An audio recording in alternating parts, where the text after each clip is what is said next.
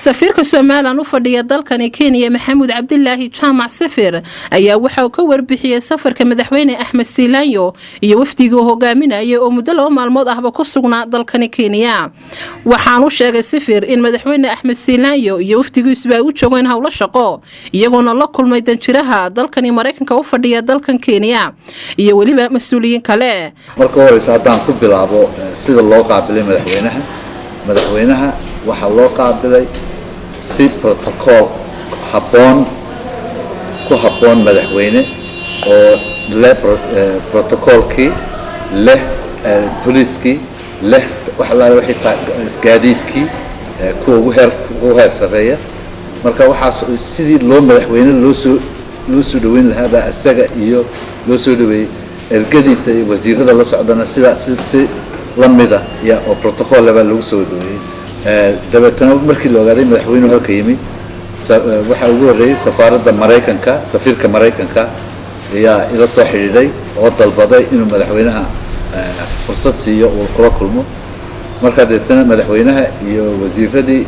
iyo teamka dhankooda safiirka Mareykanka ku xigeenadiisa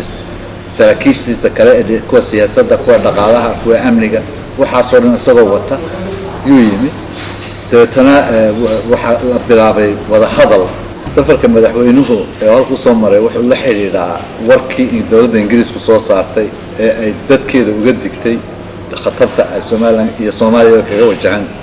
oo markii ugu horeysay ay Soomaaliland ku soo dareen oo ay yiraahdeen yaan la tegin oo marka taasoo saameyn ku yeelatay nabadii iyo deganaanshihii iyo sumcaddii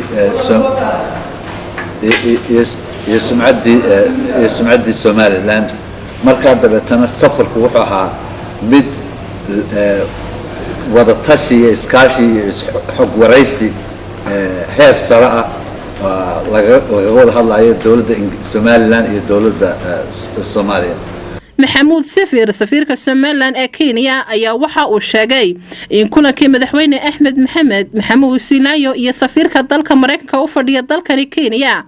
ayaa iskula meel dhigaan arrimaha Soomaaliland waxaanu xusay in dawladda dalka Mareykanku aqoonsiga ay siisay dawladda dalka Soomaaliya inaanay waxba ka bedeli doonin xiriirkii Soomaaliland iyo Mareykanka.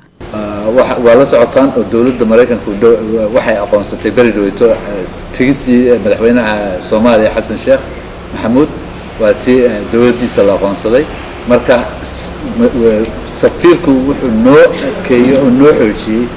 inay kala hadleen madaxweynaha inaanay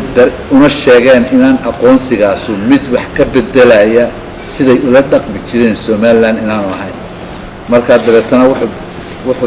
waxay guda galeen waxyaabaha ay danaynayaan waxay aad u danaynayeen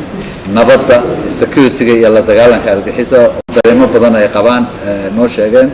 oo dabeetana laga wada hadlay waxna la iska yiri sina soconaya aanu rajaynayno marka waxyaabo ay dareemaysan in laga bogsiyo ama laga heshiyo qaabkii looga bogsan lahaa laga wada hadlay. Amran Xasan Cabdillaahi Hon Cable TV magaalada Nairobi.